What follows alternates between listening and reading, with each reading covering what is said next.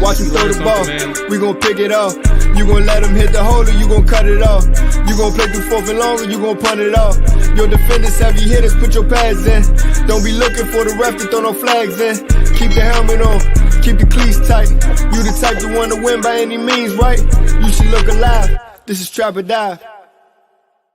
Yes, sir. Welcome back to another episode of Trap or Die podcast, man. I'm your host, Mual, Coach Mual, Yak Mual, in here today. Listen, man, welcome back to another episode. Dre is in here. AJ's loading up. He'll be in here shortly. Dre, what's the temperature like, man? You didn't recover from a rough weekend, bro? Well, I mean, I'm recovering. I'm still trying to shake this little cold I had, but goddamn, I'm still trying to shake that damn 37.3 out, as well, man. Lord. That shit was crazy. I'm still, I don't know, bro.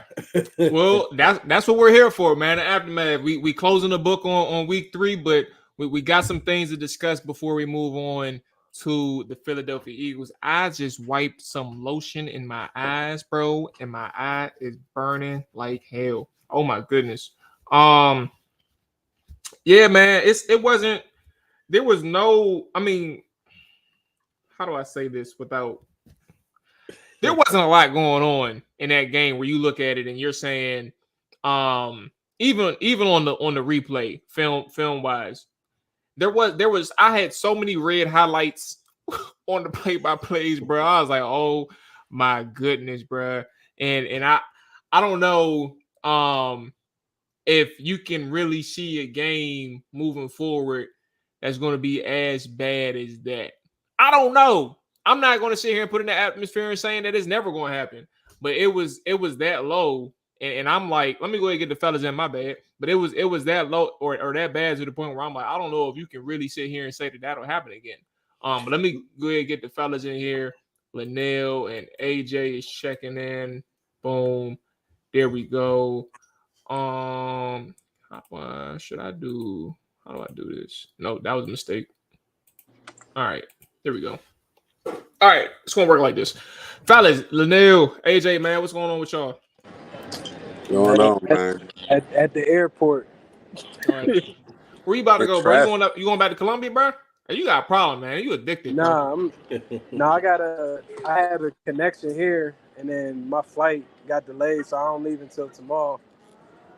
So okay. Dre got Linnell,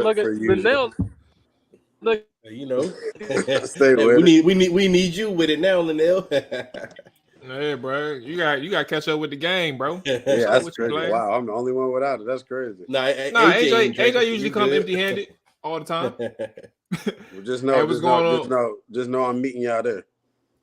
All right, man. I hear you. What's going on with you, player? I appreciate everybody checking in. Make sure you hit that like button. Make sure you hit that subscribe button. If you are brand new, if you are listening on the audio side, make sure you hit that follow as well, so you can stay tuned with every update, every episode. Hit a rating review if you haven't done so. We definitely appreciate those as they come in. But yeah, Dre went before you all got in. Dre was like I asked him if he was still sick. He had a little rough day or a rough weekend. But his main thing was really that 34-point beatdown by Buffalo had him sick to his stomach more than anything. Nell, I'm gonna get you in first, man. What I remember you saying, because I listened to the pregame a little bit, so on the radio. So was it you or was it JP Finley? They was definitely on the radio, but I could maybe you said it too, so I'll just say it. You was like you don't see a blowout coming out of this game. Like that was one of the results that you didn't see happening with this game. I didn't think it was possible. I'll give you this. What is the thing that most surprised you about the performance from Washington's side? And I guess we'll go to the bigger picture later. But what was the thing that really surprised you? I got two, but hey, go for it. First of all, the turnovers reoccurring again, and that being something that happened. I thought that was like a week one anomaly, something that we weren't going to see. But for them to turn the football over, you have a little margin of error with the way the team is built. Did y'all just sip the turnover? What was that? What was that? Was crazy just now. But yeah, they turned the ball over too much. I was shocked by that. I didn't expect to see that. And then defensively. All right, bet. Well, you on mute now. You back, but you on mute. The way like the dam just kind of broke at that like that 14-minute mark when Gibson fumbled, and it kind of felt like they quit at the end of the game. And it's hard for me to like go out and say that. Like I feel bad saying it because like I know they grown men, they playing for their livelihood basically. So to say they quit is kind of crazy, but like you know what I mean. Like y'all saw it. People were calling into the post-game show saying it. There's just no way you were down 16-0 for like 46 minutes of this game, and then all of a sudden it ends up 37-3. I was disappointed in just the way they finished. You know, it was kind of it was tough for me, man. It was tough.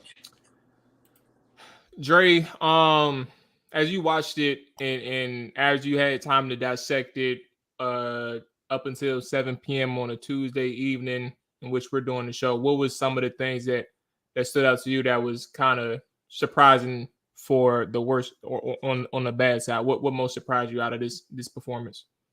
I mean, I'm with Linnell with the turnovers, man. It was just, I mean, there were bad turnovers, especially Sam Howell. I mean, Sam Howell's interceptions were, I mean, I expected him to have rough moments and rough games, but some of the stuff you've seen in this game, it was just really discouraging in a sense. It was like, why are you doing that? I mean, like almost every interception was just a really bad decision. Like you couldn't blame it on the receivers or, you know, batted balls. But again, I mean, we can't be too down on him because he can come right back out, bounce back, and show that he learned something from it. So I don't want to get too down on this performance. But I mean, from the offense as a whole, it was just really discouraging, man, because it was like nothing worked. And we were just flat out coached all over the field. I mean, it was that's what was so discouraged because I'm like, how do you come back next week against the Eagles? I mean, of all teams, it's not like you're coming back with, you know, kind of a game where you feel like you're better than the team you're going against, but you're going against another team that's built just like Buffalo in the sense that this is one of the top teams. And this was supposed to be the measuring stick, as Ron Rivera had said throughout the week, but we didn't measure nowhere near up to this team. So as a fan, it just feels like going forward, I don't know if I feel encouraged going into this Eagles game this week. Man, I think, let me go ahead. I'm going to start with the defensive side of the ball, bro. I think what really got to me was, I feel like, and I'm admittedly saying that I'm probably going to use the wrong word here, but I feel like they got starstruck. I think that they Oh saw no, okay, Ron. I think that they saw Josh Allen, bruh, and like they wanted to do all these like new things that was outside of what they usually do, and it backfired. Like I ain't never seen Deron Payne dropping the coverage as much as he did against the Buffalo Bills. Like, why do you got one of your best pass rushers and Deron Payne dropping in the coverage off your disguised pressures and things like that? That doesn't make any sense to me. Like, you want him rushing Josh Allen. You want him trying to penetrate in between those center and guard gaps. I don't understand why you would even do anything like that. Then, now we talked about this on the phone. The first chance you had to get at Josh Allen, the 30-yard bomb to Stephon Diggs, you got Montez Sweat like beelining straight to Josh Allen, and he freezes and he jumps and he jumps in the air, leave his feet, stop moving. And at the very least, if you keep moving, you don't stop. Like you're getting your hands on Josh Allen. He's not even leaving and escaping towards the sideline. And so that's kind of like, those are two immediate examples. Dakota, oh my God. Those are two immediate examples of somebody, like, when I say starstruck, it's more so just like not understanding the moment because you know how lethal Josh Allen is. And I think from a game planning standpoint, there's no reason for you to keep putting out or keep dropping back Deron Payne as much as you did. 5 times is one too many times, or two too many times. Like, you don't do that with Deron. And you switch it up with him. You switch it up with Montez Sweat at times too. And I think on the front side, like, that's where you kind of start losing yourself from a schematic standpoint. Like, sure, you want to give them different looks to try to confuse them, but at the end of the day, be who you are. And I think, who is this in the chat? Magic mentioned not enough running. I mean, no QB spies. It's funny that he brings up quarterback spies, bro, because there was one rep in particular where they had quarterback spies. But what Buffalo did this interesting thing with their front. First off, they got out coached. Like, that's side note. You had different ways of protecting the 7 man. Hold on one second. But they had different ways of protecting like that against that single package. They had different ways of dressing up their max protections. They had different ways of moving the pocket for Josh Allen, right? But then when you look at the quarterback spy part, right? Like, where was the spy at? They had Jamin Davis in a couple times, but like, when they seen any second level defenders creeping up to the line of scrimmage, bro, if they got any within hands distance, within arm's reach, bro, they're locking their ass up. And I didn't put this out on Twitter, and I'll probably end up doing this on my second film session on the YouTube channel, but it illustrates, like, you couldn't even, like, they were so locked in, the Buffalo Bills they were so locked in, bro. Like, even if you tried to spy, bro, you got clamped up. Jamin Davis got too close to the line of scrimmage a couple times. He got clamped up by the left guard. So now you're talking about your quarterback spy getting clamped up. He can't even move because he can't get off the block. So, like, hey, Magic, they tried the quarterback spy. Like, the Buffalo Bills was on their side. Like, they were really locked in from a game plan. They didn't play no games, and they showed you, like, how seriously they took this game. And in Washington, on the other end, is like, well, damn, like, can we get a redo? Can we pull the plug? Like, disconnect, start the game over again? Like, can we do that again? Like, nah, like that's how crazy that was for me, bro. So my bad, AJ, you got the floor. Who got starstruck? Was it Jack Del Rio, or was it the players? Because I mean, I went back and looked at the film too. I'm like, why are these DNs and D tackles dropping in coverage so much? Like, and if you a spy, why are you coming up and engaging with the blockers? You're supposed to just be in free zone. They were essentially trying to think they were confusing Josh Allen so much by bringing the spy down and having them engage as if it was a blitzer so that they could disengage. It was weird, man. Like, it's just Jack Del Rio, old school guy. And the time that he's been successful as a defensive coordinator, typically it was mostly pocket passers back then.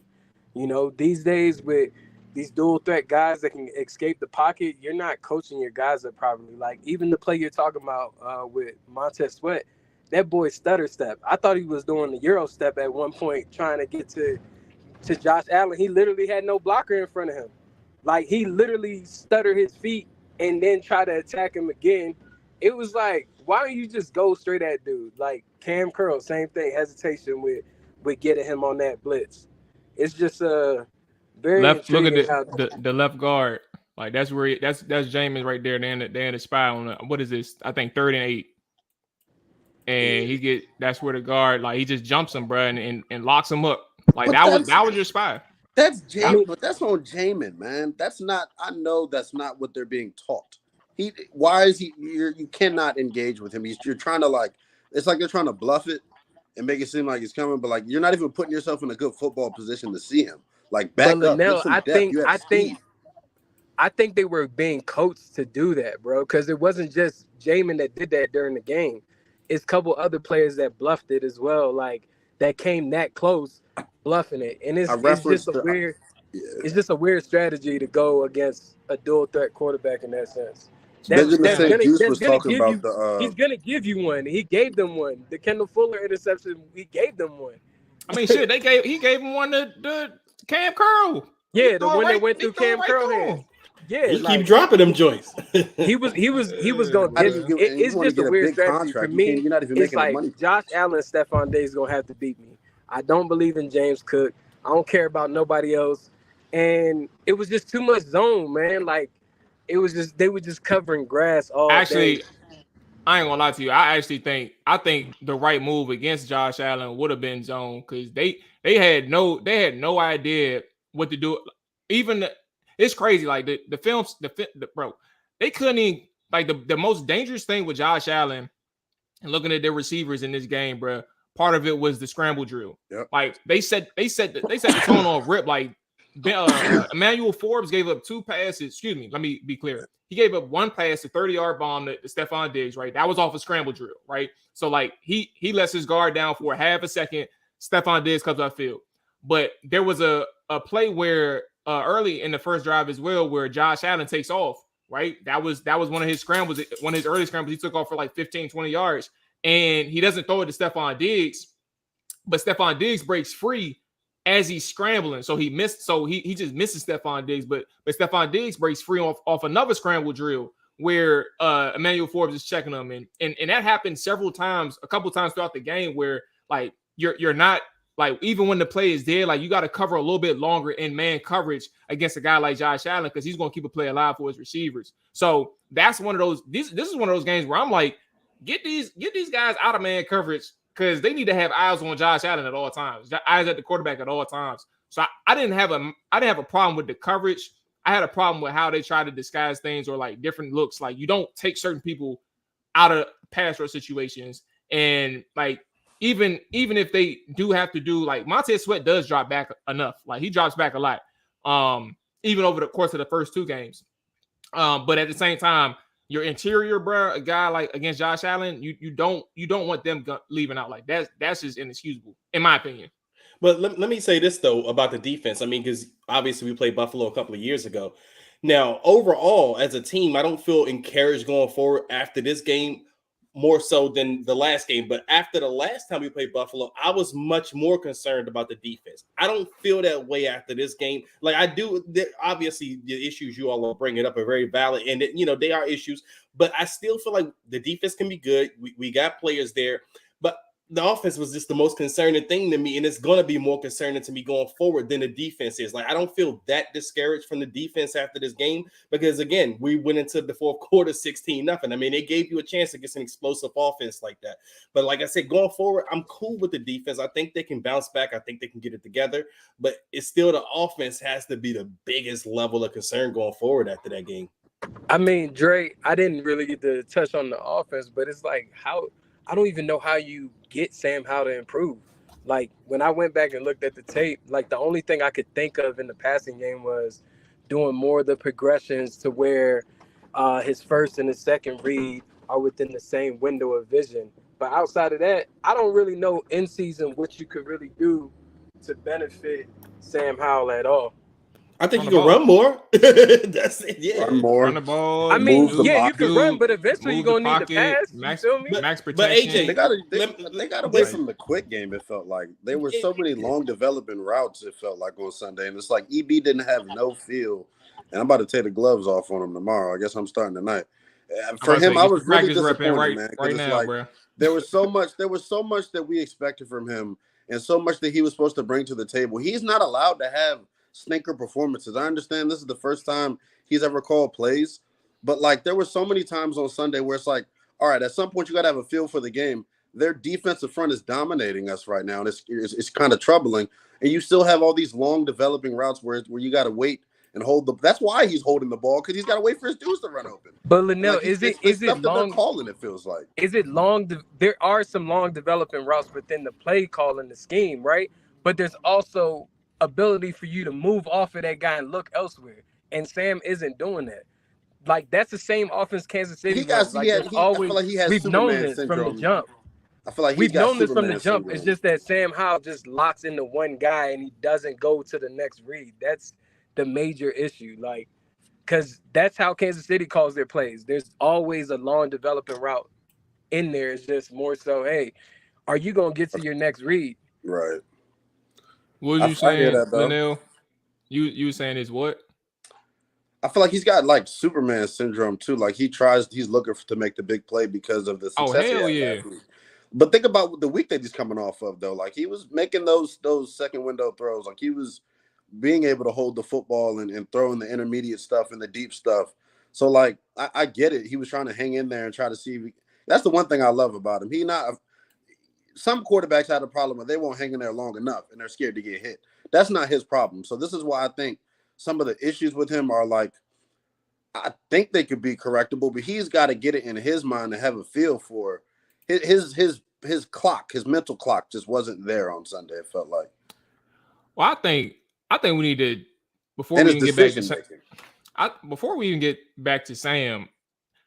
I don't think that we need to really dive into the Bieniemy part. Like, I'm not sitting here saying that we need to bash Bieniemy, but I think we need to really dive into the philosophy of this offense right now.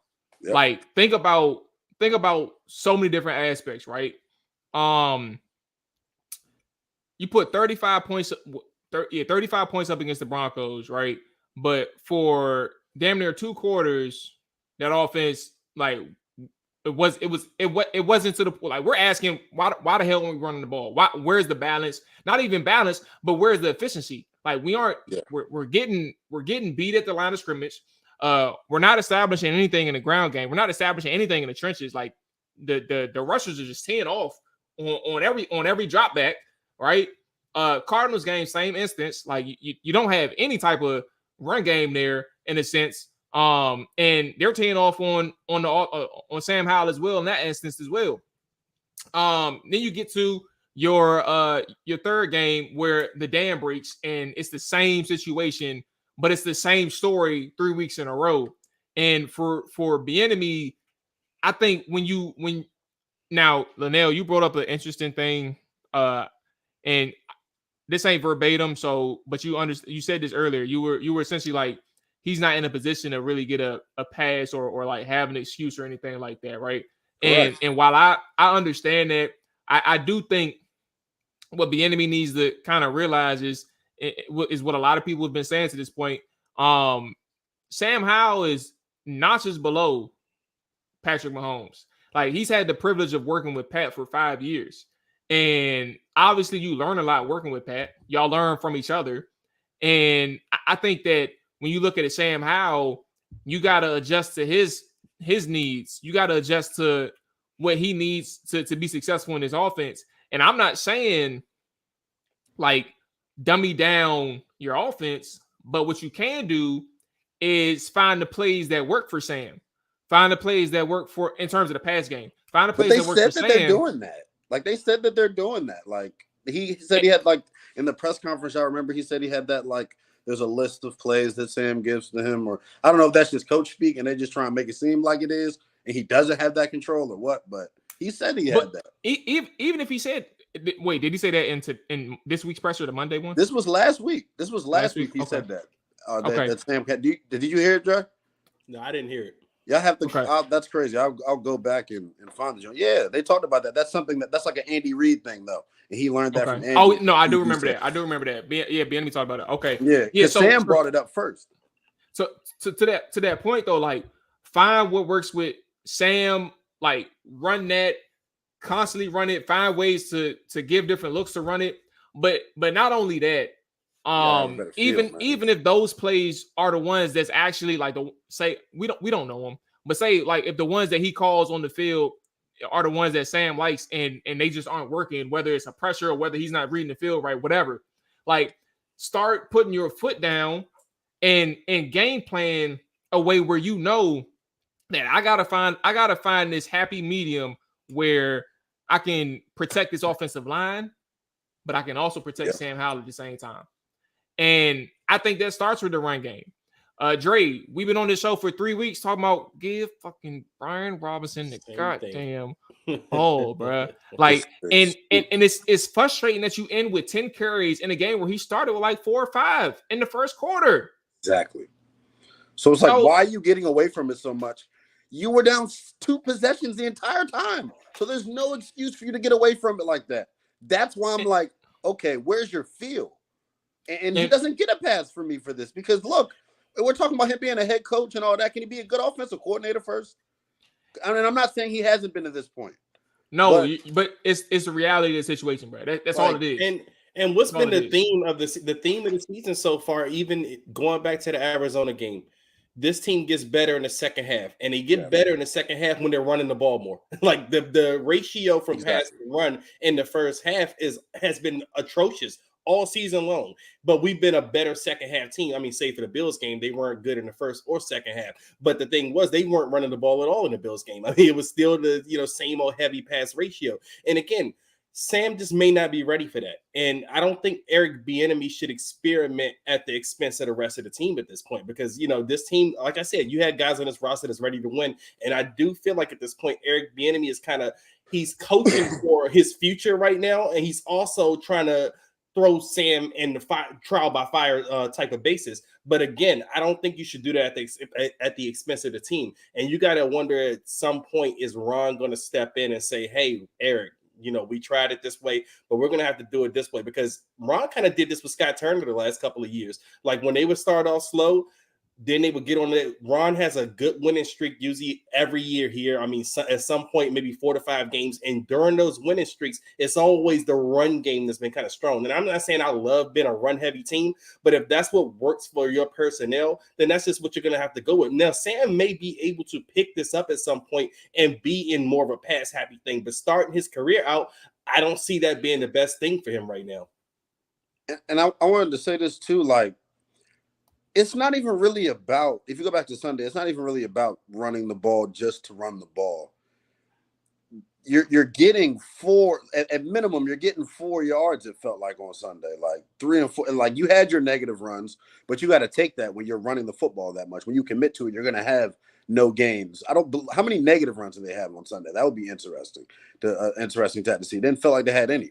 So it's about not having negative plays on first and second down, so you can get in the third and manageable, and you can run your quick game. You could do all of that, and everything's at your disposal on third down. It's about moving the chains. Like they were constantly in third and long, it felt like, for whatever reason, whether it's a penalty or whatever. And I'm like, it's not. I don't even care about running the ball for real. I just want to be in third and manageable. In the quick game, it feels like always works, and they get away from it because it's like, I guess teams are squatting on it or whatever, but like have counters off of it. It was frustrating because like he got to have a better feel. I expect more from EB, and it felt like he left Sam out to dry because there was no sequence.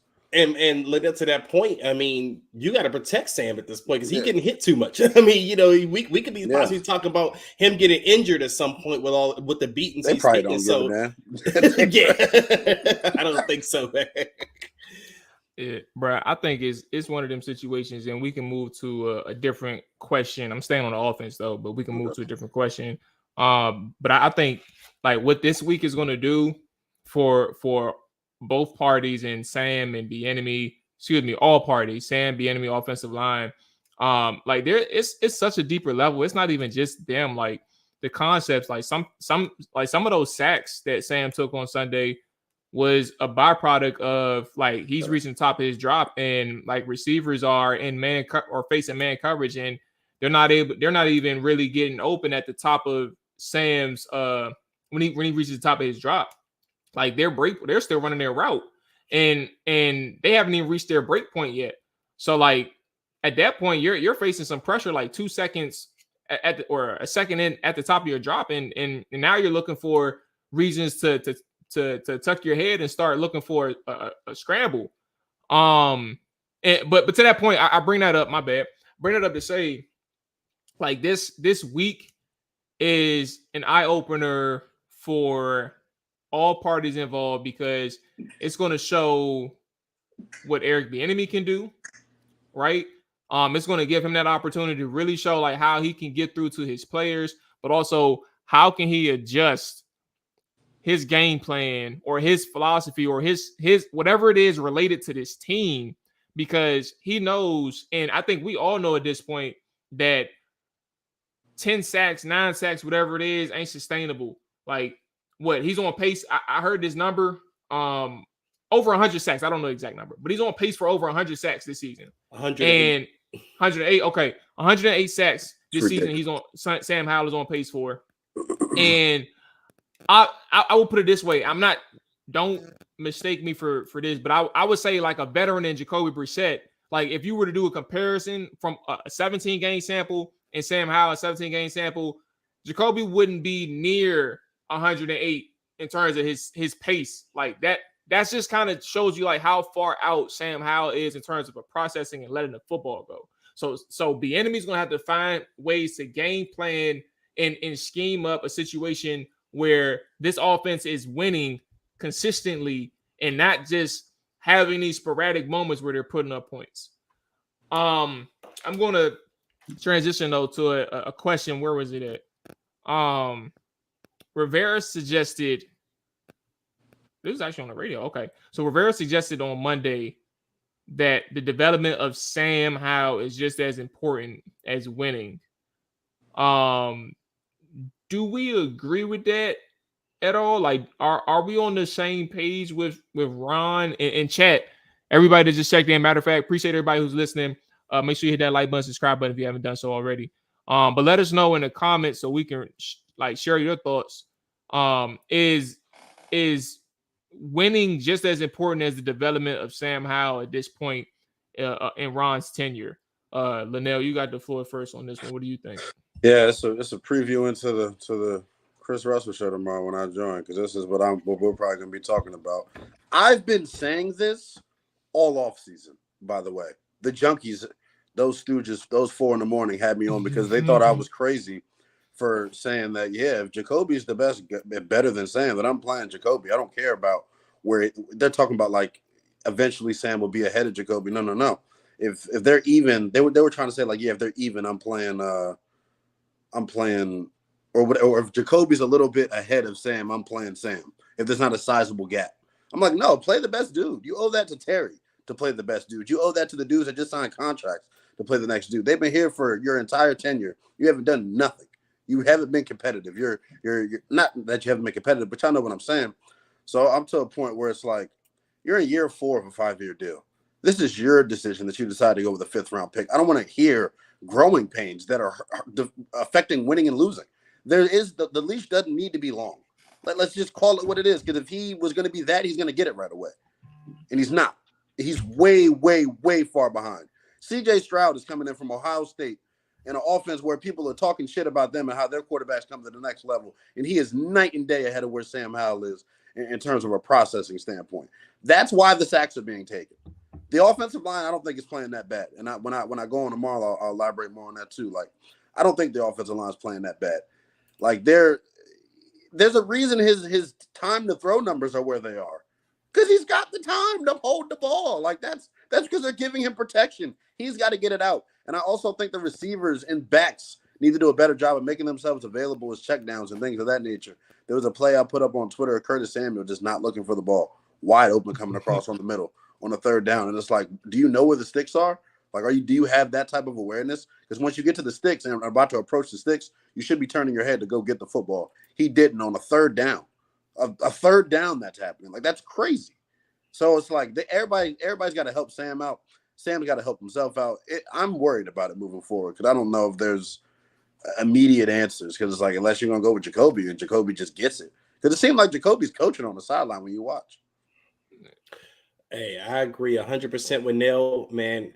Now, if this was Ron Rivera's first year, then I would agree with him. Yeah, I mean, developing Sam would be just as important as wins. But this is Ron Rivera's fourth year, new ownership. He doesn't have the luxury of saying developing Sam and wins are on the same level because both of them could be out of here if you're not winning next year. You know what I'm saying? That's not helpful to this franchise at all. I mean, as far as, Sam Howell, because if you bring a new regime and no one's going to stick their hat to the 5th round quarterback that Ron Rivera drafted. So, no, at some point, he's going to have to look at this, if it continues where you're not progressing as an offense and you can't get much done as an offense, he's going to have to look at it. Sam is not owed 17 games this season. I'm sorry. I know a lot of fans want Sam to be the guy. Hell, I want Sam to be the guy. I want Sam to, bounce back and improve.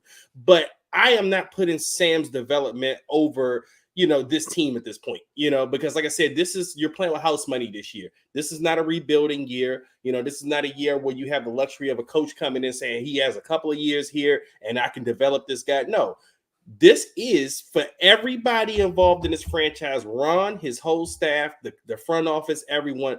This is a win now year for everybody. Sam Howell as well. Like I said, because if Sam doesn't show it this year, no one is going to tie themselves to Sam. The only person that's tied to Sam Howell right now is Ron Rivera because Ron Rivera drafted him and he made the decision to go into the season with Sam Howell as the starter. Yep. So, you have to look at that and say, hey, winning is the most important thing this season for everybody. So, no, Sam's development is not as important as winning for this franchise right now. I have a crazy conspiracy. Wow. This is going to sound nuts and off the wall. I'm giving you a disclaimer.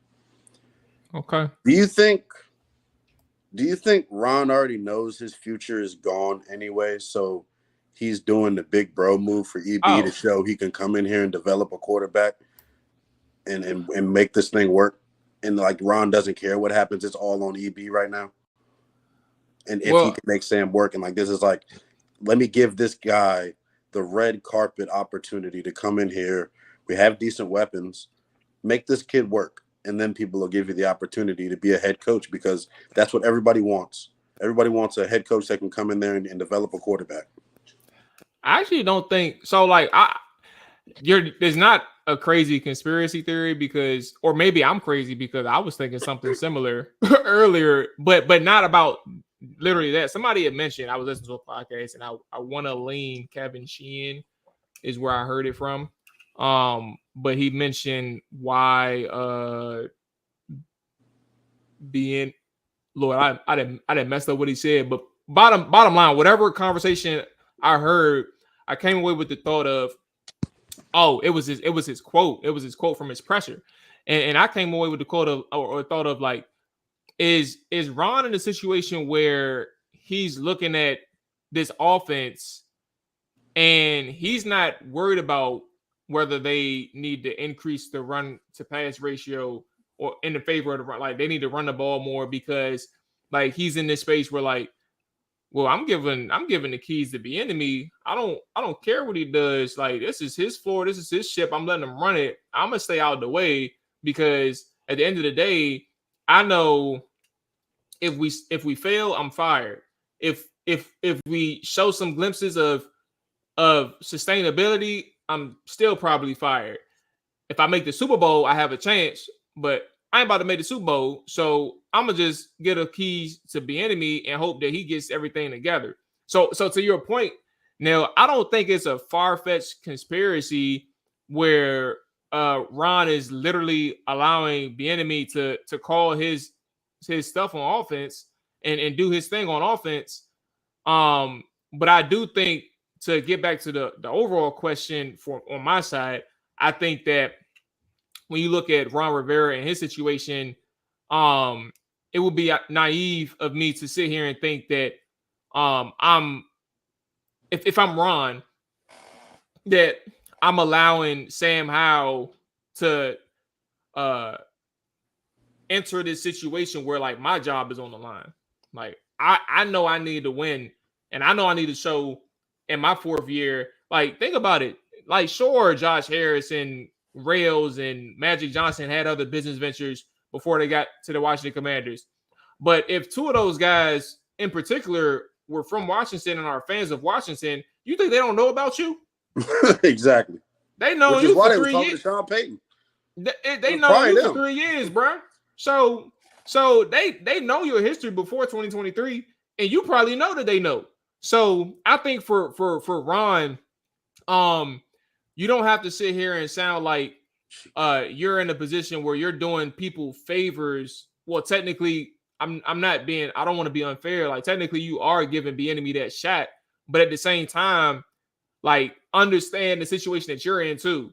Like, if you don't care about the job, I'm not insinuating that he does. I'm not saying that he doesn't care, but I'm saying if you don't care about the job, like, make sure, I would say at the very least, like, when you do your pressures, like, understand that there's a sense of, like, have that sense of urgency, just like Eric Bieniemy is going to try and show anytime he steps on the field, whether it's practice or on a game day. And that's kind of where I'm at. Like, Sam Howell he's a cog, but he is not the thing that you cling on to, especially when you're in a situation where you're coaching for your job. Like, do you want to stay here for your entire contract, or do you not care? Like, what's up? He clearly doesn't care, and they messed up just from a philosophical thinking standpoint. Now, answer me. Could you answer this question, right? How similar is the Air Coryell system that Sam ran last year? How similar is that to this Eric Bieniemy system? Somebody asked me that in the spaces, bro. How similar is it? I would say that one of my bigger things with this offense is that I've noticed each game that there's like there have been a trend of some long developing routes. Now I don't know, like, from a factual standpoint, like, is this a vertical offense now, or still on a vertical offense? I don't know, but I would say that there are some things that look similar. And that's also confusing. I want to say this on the record for everybody. Like, there's so much nuance in between schemes now, bro, between the Air Coryell and the West Coast, like, their principles, bro. Like, you would have to really be in the NFL, like, dialed in for 20 plus years or I sized it, but you got to be dialed in for some time to really know the nuanced differences of a West Coast, like a true West Coast and a true Air Coryell. But to your question, Linnell, I've seen some similarities between the enemy and Turner. Enough to where this would not be true. Because I'm like, well, if you're trying to really move with Sam, why change up the language and stuff that he's having to learn going into this year? Why didn't you go with Zampese, who you were working with? Maybe he'd be processing better if he had a really good grip on the Air Coryell and he knew it for a second year. That's how you increase. That's how you get your processing better. You go through it. You get more reps in it. Now you're getting reps in a completely different system. So it's like everything he learned last year was wiped away. So it's like you're going with a rookie quarterback this year. But my thing is, if you're going to go with a rookie quarterback this year, give up the farm to go get the best rookie quarterback so you can win at the same time. Because I guarantee you Washington can win with C.J. Stroud ass in this offense. Because you saying before the season? You saying if you were going to go rookie, because basically you're going with a rookie when you change the system. Yeah. Now you're saying Sam's not a second-year player. Now he's a rookie because he's in a different system. So, yeah, he learned NFL things last year. I get that. So it's not apples to apples. But, like, if you really wanted to go with him, give him the best chance possible to succeed by keeping him in the same system. He was a fit for that system. He can push the ball down the field when he's protected. Like, but I don't know. It's just I'm just coach hypothetically speaking, I guess. But I'm like, the processing is like he's not processing because he doesn't understand. Maybe he would understand if he was running the same shit. Is what I'm saying. Hey, PC, what's up, bro? Like, why are we making all these assumptions in the chat? Like, we ain't saying Jacoby's going to win 10 games in Washington. Like, that is not what we're saying. And we're not saying that him getting the ball out quicker is going to equal to a more efficient offense. Like, that's not what we're saying. We're saying that there's going to be a less amount of sacks. There's going to be the pressure rate is going to decrease. The sack rate is going to decrease because Jacoby's finding his outlets quicker. We're also not saying that, or Linnell is clearly not saying that he wants CJ Stroud. He's saying if you're going to go and choose the rookie route, and because Sam Howell is essentially a rookie, then why not go all in on a rookie this year? Especially, which I was look at how you used your first round picks that you would have traded. You drafted 2 DBs. It ain't even like you was like drafting linemen to go protect his ass. Like, one of them gets no defensive snaps. None of them gets no defensive snaps, bro.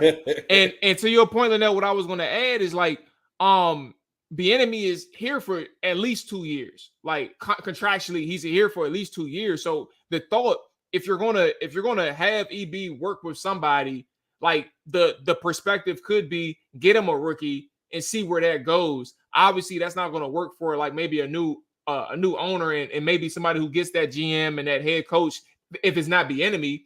But at the end of the day, if you're going to go with a rookie, there's nothing wrong with shooting for one of the better rookies out of this class. I get what you're saying. I still would go for Sam Howell, but it's not a far-fetched thought to sit here and think that you can't consider a rookie. That's all. That's it. I feel it. That's it. It's all like hindsight now because it's like that's what one game will do to you. But I'm like, he's had these. There were times in the Denver game where he held the ball too long, but he was really good protection up front. Of course. Like he got bailed out for us. So, like, and we talk about the offensive line. That's the thing that's frustrating me. Like, why do people keep saying like the offensive line is not elite, but it's not terrible, bro? Like, it's not terrible. I would. It's not all on the OL. I would acknowledge. I would like to acknowledge that I'm for replacing Andrew Wiley. That's the one person that I would acknowledge. Like, that's it. Like you gave him 3 years, $24 million deal for what? Like because he knew Eric Bieniemy. Like he had him on speed dial, so he gave him a little bit of money, bro. Nah, like that's the only person I'm thinking like I need to get rid of. But outside of that, bro, like ain't nobody really getting crushed behind this offensive line if you put another guy back there, an experienced veteran. Let me be clear. I agree.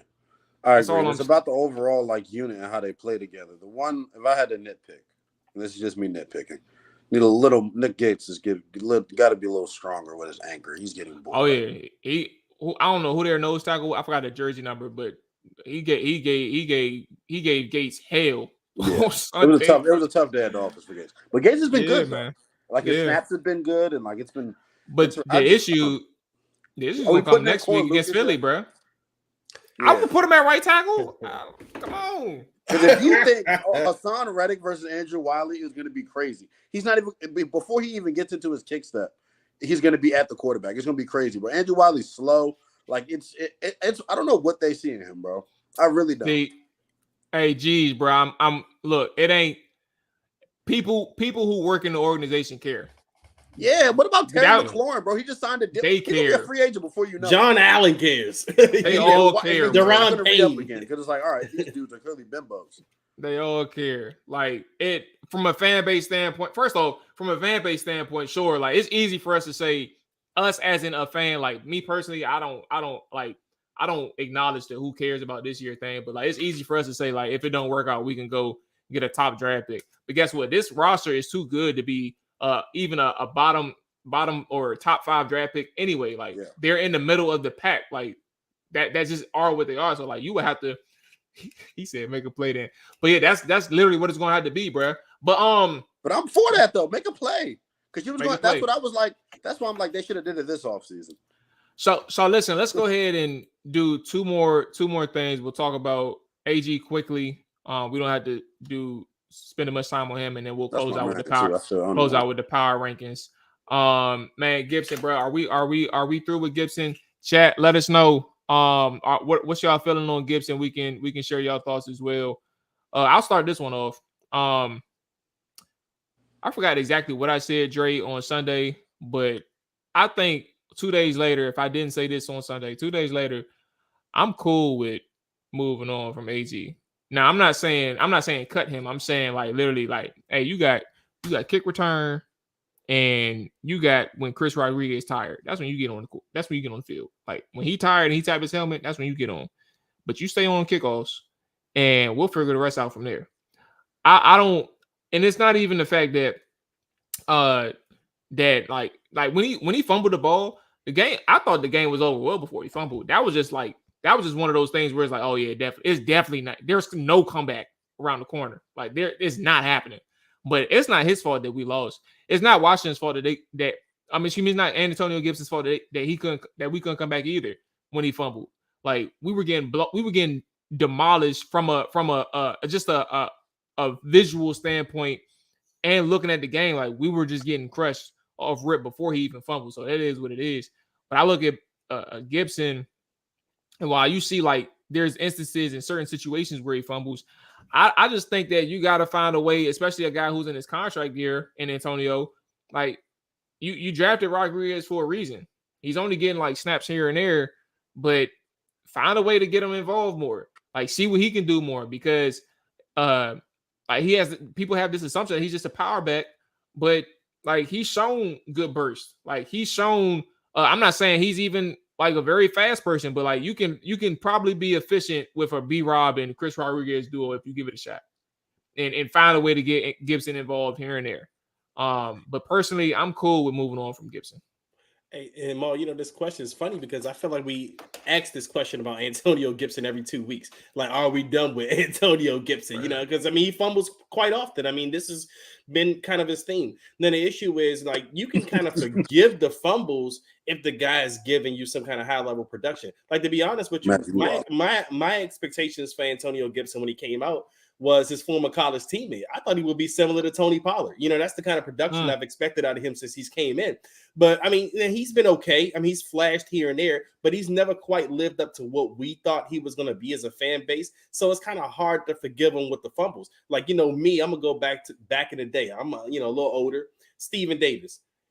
He was a hell of a running back with the Redskins, but he had a hell of a fumble issue as well. But as a fan, I was done with him. I didn't care about what he did. And he was way more productive than Antonio Gibson was here as a Redskin. But Antonio Gibson has never really lived up to the draft hype or what we thought he could be potentially, not even in the passing game. We kind of thought he would be more of a passing threat. He would catch stuff out of the backfield. He's not giving you enough of that to say, man, I can forgive these fumbles. Like I saw people arguing on Twitter. People were saying, well, Antonio Gibson, well, look at Tiki Barber. That guy fumbled a lot. But Tiki Barber was a beast. Like Tiki Barber, what I'm saying? He fumbled, but he changed games. Like he impacted multiple games for the Giants throughout his career, even with his fumbling issues. Like I said, with Gibson, that's not there. So it's like you can move on from him. Like, what I'm saying? Like, and like you said, well, we just drafted Chris Rodriguez. That's supposed to be Eric Bieniemy's guy. Let's see what he got. I mean, he's supposed to be baby beast mode, whatever the case may be. Well, let's see. You know what I'm saying? Because Antonio Gibson, I feel like we're going to keep having this conversation constantly every 2 weeks. Are we done with him? Do you trust him? No, we don't. I heard you before we started. You said that's your boy, bro. But you know what I'm saying? You want trap or die player. This is called trap or die, right? Man, right now, y'all trap, and I guess I'm dive. No one has his skill set. Who's Chris Rodriguez? Come on now. He got the same amount of bursts as AG. I don't know what it is. I feel so bad for him, bro. Because I feel like it's one of them joints where it's like scouts have this arrogance, right? Where like it takes them forever to give up on a guy because it's like, man, I know what I see. I know how he's built. Boy, that's how I feel about Marcus Johnson, bro. Receiver, boy. That he can't stay healthy for shit. And I'm like, bro, if you give him some time, bro. That's how I feel about Gibby with that's how I feel about Gibby, bro. I'm just like, no one else who has that skill set on the roster. They try to use Curtis in that role, but Curtis is better in space. Like offensive lineman being around Curtis is not good. He's too freaky of he just needs to be in as much space as possible. So like handing him the ball is not a good idea unless it's a jet sweep to me. Or like, well, Neil, what wasn't that McKissick last year? Like he had the skill set similar. Yeah. But now I don't think who can say Chris Rodriguez can catch. I don't know if I could. There's so many things. But I know who can catch. Brian Robinson. Brian Robinson can catch. So I'm like, is he just going to be the guy that eats up all the carries and eats up all the snaps? Because I'm like, he's capable of doing the Gibby thing. Look, he had what? He only got 20 snaps. I'm about to say he only had 20 snaps. So if you can get him on the field a little bit more and let him be your multi-purpose guy until when he's tired, Gibby taps in. Rodriguez. I can't even do that to him. Chris Rodriguez is not better than him, bro. I can't do that, bro. He said, Coach. Coach sending Rodriguez in. Like, AG, man, you said this one out there. We got you one of these drives, man. You know what I'm saying? I don't know, bro. Y'all doing it, man. I get it though, bro. I saw a crazy stat today that he like leads the NFL in lost fumbles and since he entered the league. Wow. He loses every one of them. And they all hurt us. They all hurt us. They are critical too, bro. Like the 49ers game last year, bro. If y'all remember, did he fumble in a crucial spot in that game? I think it was. I know. Backed up. We were backed up. One of those Packers, when we played the Packers, I know that was a critical one. I always remember the Chargers game that opening year, man. He fumbled on the 5-yard line. So, I mean, they're critical, man. Yeah. I just think I still believe in the talent. Like, I just think he's a good football player. He just got to figure the fumbling thing out. But what's the ceiling, Linnell, for Anthony? Like, what do you envision? I don't know. I feel ceiling? like EB hasn't even used them properly. I don't know what. No one has really. We said the same as Scott. It's so hard to go out and try to like criticize an offensive coordinator after you score 35 points in 1 week. But like week 1 was kind of a little bit shaky. Get these guys the ball in space. You have good athletes that can break tackles. Like it's not even about being too sexy and try to run these route combos down the field, bro. Like just get them the ball in space, bro. Get them on the screen. Like the quick game was like what they were feasting off of in camp. Like they were doing this a lot. And now it feels like they're like getting away from it. Like they do it to start the game. You notice it. Like it's quick game. It's handoffs. I would love to see that for 4 quarters until a team stops us from getting first downs. Because you notice they haven't gone 3 and out in the first possession all year, have they? I don't think so. First 15 is looking good. They're moving the ball in the first quarter every game. Even the Denver game, they moved the ball in their opening drive. Like, do that stuff. Look, are y'all, I mean, I've talked about this on Twitter. Are y'all as disappointed as I am that my boy Jahan Dotson just not really involved in his offense? I mean, he's barely clearing 20 yards, man. Like, this is pissing me off at this point, man. Like, when did you get this guy involved, you know? That's another thing with Bieniemy. Now, it's not a criticism, but it's an observation. Let's put it this way. Like, his offense doesn't really feature anybody. And that goes back to a Turner thing, like not a West Coast or Eric Coryell thing, but like a Turner thing. Like his offense didn't really feature anybody. Now I do know like Dotson, Terry, and Logan, I believe, are the top 3 leaders in targets on the team, right? Even with Logan missing a game. But at the same time, like how do you get situations where the ball is in their hand quickly? I like what Howell and Bieniemy did against the Broncos. Like their second corner, I forgot his name, but he was like, they were so scared of him getting beat deep. They had him playing 12 yards off the football. All right, so let me go ahead and give Terry a couple quick passes, quick hitches, and some speed outs. Give him the ball within 5 yards and let him make a play. And they were able to do that then. And maybe it does dictate per coverage, but there's also ways you can scheme him the football. Like you can give him the ball behind the line of scrimmage. You give him the ball in a motion behind the line of scrimmage. You can give him a ball like a pop pass. Like you can find ways to give these guys the football, including I'm speaking of Jahan Dotson as well. Like there's ways to kind of feature these guys, and that's just behind the line of scrimmage. Like you can find ways to give them a pick play, get them in motion to give them a different look, and test the defensive principles. Like there's so many different ways that you can probably try to figure that out. I would like, and I would have expected. And maybe because it's only week 3, we'll have more time to figure this thing out. But I would have expected like them to like evidently like clearly be featured from week 1, like and moving forward. That's kind of what I would have expected. Can I be honest with y'all? In camp, it felt like the tight end was the one being featured. I remember you telling us that before. The tight end, I mean, Logan was getting all the balls, it felt like. And it was like, yeah, they were hooking up with Terry on the deep shot every now and then, but like a lot of it was going to the tight end. A lot of it was over the middle. A lot of it was working the corner route toward this, like, so it was interesting. Like in terms of like what the offense looks like now compared to what it was in camp, it's like he's not doing the same things. It feels like almost like it's not. They need to open it up. Like and maybe that's because they don't trust Sam. Maybe it's that. But if that's they keep dropping them back, so well, you would think, right? So right. I don't know. But yeah, what is the big play? B-Rob, and I say this like jokingly, but B-Rob, the type of Southern cat that like let them keep not giving him the ball. He gonna run up there and clock somebody. First off, he looked mad, bro. Every time he break a big run, he mad as shit. And I know he juiced know he up not about to because get of it the back. moment. But it's like, bro, like he be like, bro, and the way he reacts is like, bro, I've been waiting for this since the beginning of the game, type shit. Like that's what his reactions look like. Yep. I feel that. I feel the exact same way, bro. They gotta get him the ball, and like that's the thing that like it was frustrating to me. It's not like okay, you can have one negative run or one run of no gain, and run it the next play. You know that, right? And I'm not saying go run pass, but like just throughout the game, have a feel for it. There's no way the passing to running numbers should be as lopsided as they are in the first half. Like I said, man, they got a good chance. Now, granted, the Eagles' defensive front is even better than Buffalo's, so like that's going to be a challenge. But the enemy and company and that offensive line and Sam Howell, everybody on that offense has an opportunity to really turn it or at least recover from what was a really bad game against the Buffalo Bills in all passes that you can think of. Fellas, let's close out with power rankings. We do this every week now. I actually pulled up the previous week. So the average after week 1, the Washington Commanders were ranked 21st. They were as high as 14, as low as 29. After week 2, the win against the Broncos, they were as high as 8th.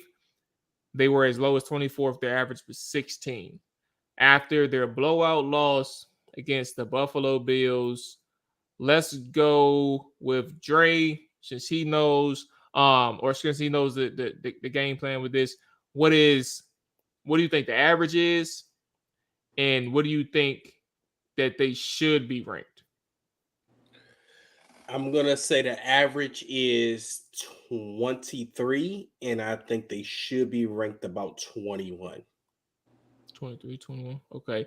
Linnell, what do you think the average power ranking is? And granted, because I didn't explain this initially. I get it though. But this is like from like 12 different outlets that we do the average from Hogs Haven, by the way.